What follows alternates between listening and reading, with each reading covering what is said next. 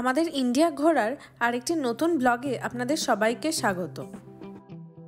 কলকাতায় এসে প্রথমেই আমরা গেছিলাম সমুদ্র, that is Gopalpur and Daringbadi, কিন্তু সেখানে এত গরম পেয়ে এবার আমাদের মনটা সত্যিই চাইলো একটু পাহাড়ে ঘুরে আসার, তাই আমরা বেরিয়ে পড়লাম সিকিমের উদ্দেশ্যে। জলপাইগুড়ি স্টেশন থেকে আমরা গাড়ি নিয়ে প্রথমে গ্যাংটক গেলাম, যেখানে আমরা একদিন হল্ট করেছিলাম।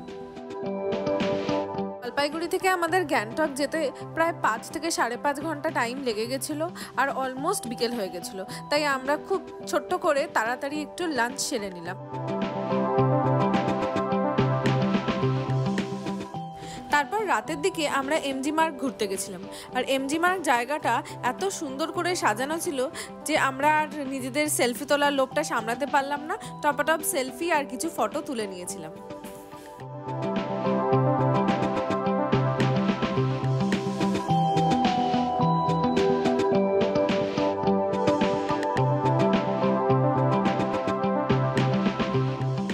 যাই হোক, যতটাই রাত বাড়তে শুরু করলো জায়গাটা আস্তে আস্তে ফাঁকা হতে শুরু হলো, আর আমরাও তাই আমাদের হোটেলের দিকে রওনা দিলাম। নেক্সট দিন সকালে আমরা হোটেলে ব্রেকফাস্ট সেরে আমাদের ট্রিপটা স্টার্ট করলাম।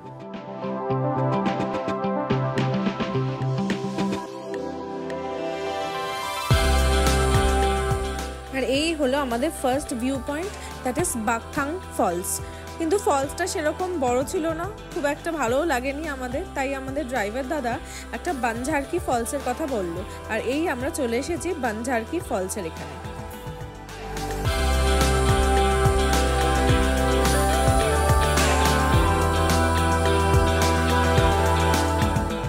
আর এই ফলসটাকে কেন্দ্র করেই এখানে একটা পার্ক মতন করা হয়েছে, আর এই পার্কটাকে দেখতে গেলে স্পাইরালি ঘুরে ঘুরে একদম ফলসের কাছে গিয়ে পৌঁছাতে হবে।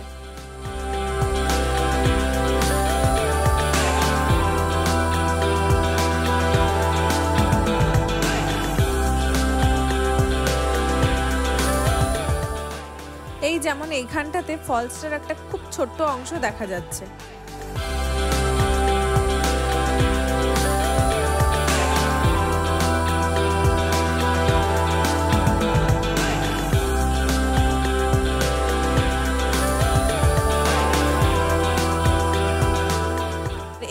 এইবার আমরা চলে এসেছি আসল ফলসটার কাছে। ফলসটা জাস্ট দেখুন কতটা বড় আর কতটা সুন্দর ফলসটা।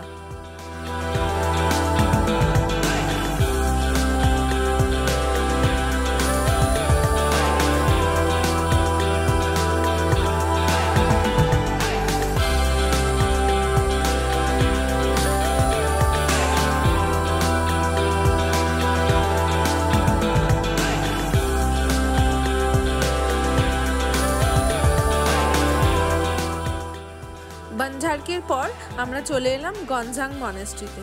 মনেস্ট্রিটা প্রচণ্ড সুন্দর ছিল আর লোকেশনটা ওয়াজ জাস্ট মাইন্ড ব্লোয়িং।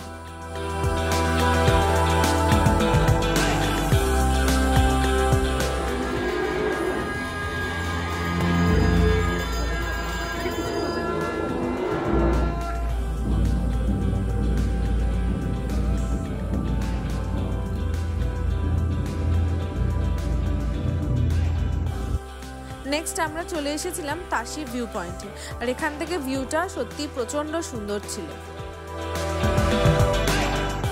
পুরো শহরটাই যেন অ্যাজ ইফ এখান থেকে দেখা যাচ্ছিল, এত সুন্দর ছিল ভিউ পয়েন্টটা। তাশি আস্তে আস্তে অলমোস্ট বিকেল হয়ে গেছিলো আর হালকা বৃষ্টিও শুরু হয়ে গেছিলো, আর এই বৃষ্টির মধ্যে গরম গরম পকোড়া আর মোমো খেতে বেশ ভালো লেগেছিলো কিন্তু আমাদের।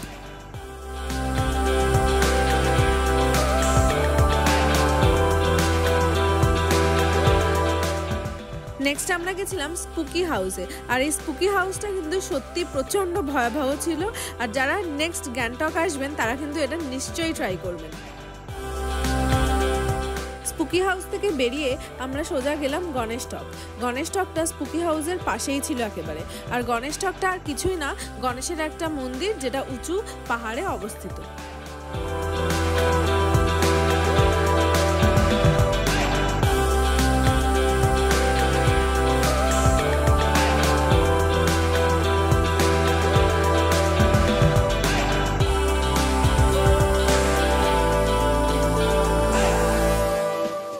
গণেশটক থেকে ফিরে আসার সময় আমরা এনচে মনাস্ট্রিতে গেছিলাম। এবার এনচে মনাস্ট্রিতে যেহেতু অনেক দেরি হয়ে গেছিলো তাই জন্য মনাস্ট্রিটা বন্ধ হয়ে গেছিলো, বাট মনাস্ট্রিটা বাইরে থেকেই আমরা যা দেখলাম সেটা মনে হলো যে মনাস্ট্রিটা সত্যি ভিতরে হয়তো প্রচণ্ড সুন্দরই হতো।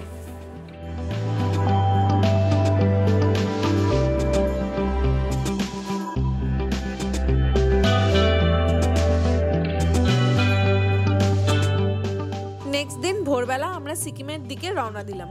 আর সিকিম যাওয়ার রাস্তাটা ইজ সো ভেরি বিউটিফুল। আর এই ফার্স্ট টাইম আমরা এত বরফ দেখে এত এক্সাইটেড অ্যান্ড হ্যাপি হয়েছিলাম যে আর বলার মতন নয়। এই এসে গেছি আমরা ছাঙ্গু লেকে।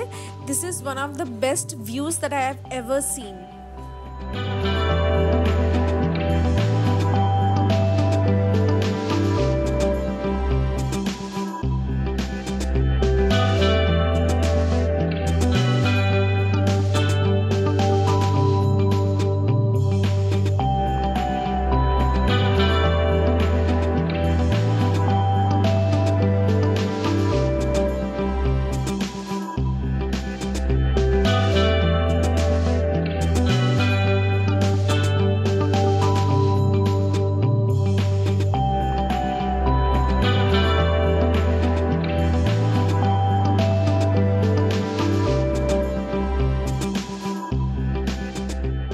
আর এই ইয়াকগুলো দেখে তো মাম্পাই এত ভয় পেয়েছিল, বাট অ্যাট লাস্ট বুঝিয়ে সুঝিয়ে ওকে একটা ছোট্ট রাইড দেওয়া হয়েছিল আর একটা ফটোও তোলা হয়েছিল।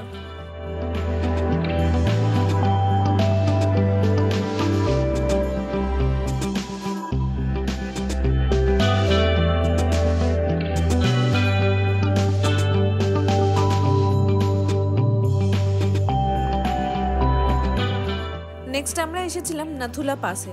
এবার নাথুলা পাসটা হচ্ছে ইন্ডিয়া চায়না বর্ডার, আর এখানে আসতে কিন্তু এক্সট্রা করে আমাদের টাকা দিতে হয়েছিল। ওই মোটমাট 3,500 টাকা মতন এক্সট্রা দিতে হয়েছিল আমাদের নাথুলা পাসে আসতে, কিন্তু দেওয়াটা কিন্তু একদম সার্থক ছিল। It was literally very very very good.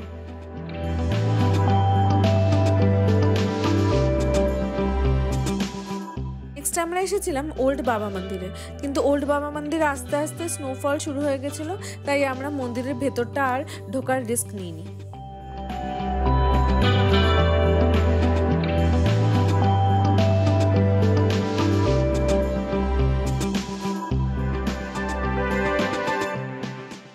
সবকিছু দেখার পরে আমাদের হোমস্টেতে পৌঁছাতে বিকেল গড়িয়ে প্রায় সন্ধে হয়ে গেছিল। এখানে পাহাড়ের গায়ে হোমস্টেগুলোকে দেখে মনে হচ্ছে না ছোট্ট ছোট্ট ম্যাচ বক্সেস দাঁড়িয়ে আছে পাহাড়ের গায়ে।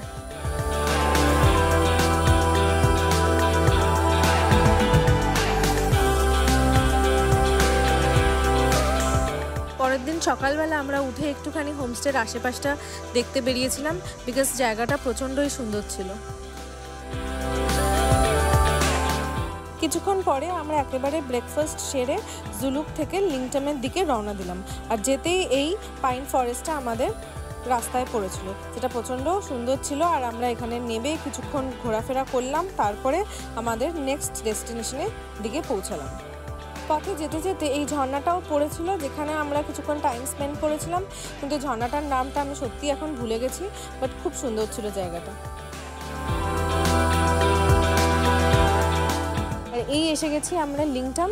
সামনেই দেখুন খোলা রিভার, যেখানে আমরা স্নান করতে গেছিলাম। আর সেখানে গিয়ে আমরা খুব খুব খুব মজা করেছি। মামভাইকে দেখুন কতটা মজা করছে, ও আমাদের সবাইকে ভেজাতে ব্যস্ত ছিল। আর হ্যাঁ, আমরা এখানে প্রচণ্ড মজা করেছিলাম।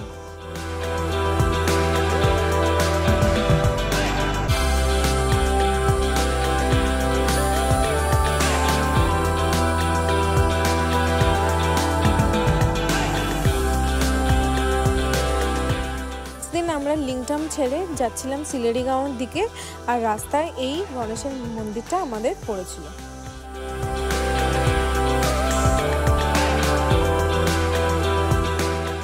নেক্সট আমরা চলে এসেছি রংলি মার্কেটে। এখানে নাকি জিনিসপত্রের দাম তুলনামূলকভাবে কম, তাই আমরা এখানে অনেক কিছু জিনিসপত্র কিনেছিলাম as a token from Sikkim.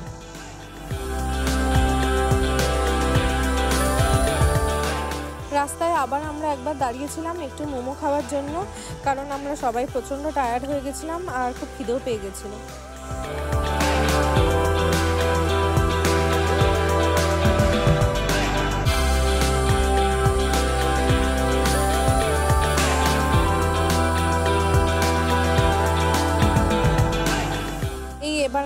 চলে এসেছি আমাদের সিলেরি গাঁও হোমস্টেতে। এখান থেকে আমরা একটুখানি ওপর দিকে গেছিলাম, যেখানে একটা ভিউ পয়েন্ট রয়েছে। আর ভিউ পয়েন্টটাতে গিয়ে খুব একটা ভালো লাভ হয়নি, বিকজ তখন সন্ধে হয়ে গেছিলো। বাট জার্নিটা খুব সুন্দর ছিল, রাস্তাটা খুব সুন্দর ছিল ভিউ পয়েন্ট যাওয়ার।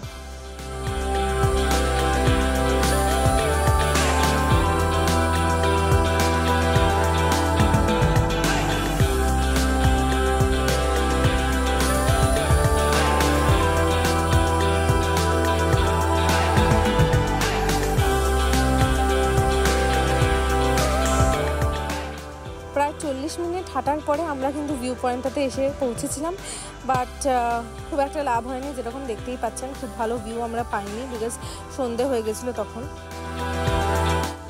আর এই দেখুন সবাই সকাল সকাল কিরম হোমস্টের উঠোনে বসে আড্ডা গল্প দিচ্ছে।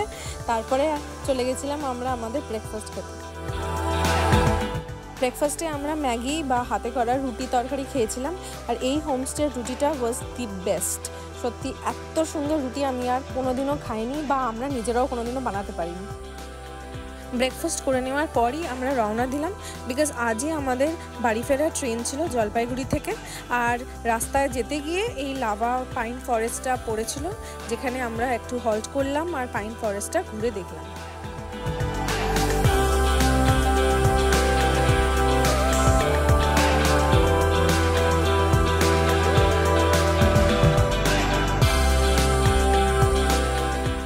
প্রায় 1 মাস ইন্ডিয়াতে কাটানোর পর এবার আমাদের ইউএস ফেরার পালা। আর ব্লগটা যদি ভালো লেগে থাকে তাহলে please do like, share and subscribe. Stay tuned for more such vlogs from North Carolina.